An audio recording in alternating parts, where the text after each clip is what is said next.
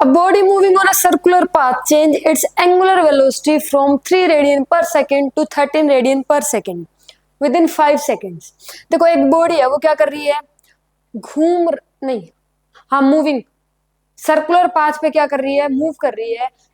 उसकी जो angular velocity थी वो 3 से 13 होगी, 3 रेडियन पर सेकंड से क्या होगी, 30 रेडियन पर सेकंड होगी।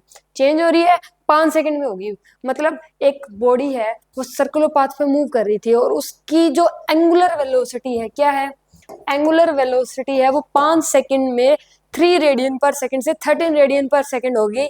तो इस केस में हमें क्या बताना है, एंगुलर एक्सेलरेशन बताना है। क्या बताना है, एंगुलर एक्सेलरेशन, यानी कि अल्फा बताना है। अल्फा ही बताना है ना। देखो ये 3 से 13 होगी, 3 से 13 होगी, मतलब ये क्या है, ओमेगा इनिशियल है, ये क्या है, ओमेगा फाइनल है, टाइम गिवन है। तो इस केस में हम बाय यूजिंग इक्वेशन इसे सोल्व कर सकते हैं। इक्वेशन क्या यूज करेंगे हम, ओमेगा फाइनल इक्वल टू में ओमेगा इनिशियल प्लस में अल्फा टी, यही होती है इक्वेशन, यही होती है। ओमेगा फाइनल कितना है 13, ओमेगा इनिशियल कितना है 3, प्लस में अल्फा में निकालना है, टी की वैल्यू कितनी है 5 सेकेंड।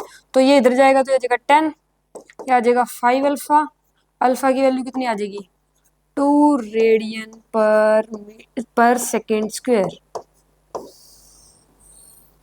अल्फा की जो यूनिट होती है, अल्फा एंगुलर एक्सेलरेशन की जो यूनिट होती है वो होती है रेडियन पर सेकेंड। तो आंसर कितना आ जाएगा 2 रेडियन पर सेकेंड स्क्वायर।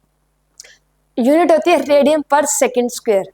एंगुलर एक्सेलरेशन की यूनिट क्या होती है, रेडियन पर सेकेंड स्क्वायर। तो आंसर कितना आ जाएगा 2 रेडियन पर सेकेंड स्क्वायर। क्लियर।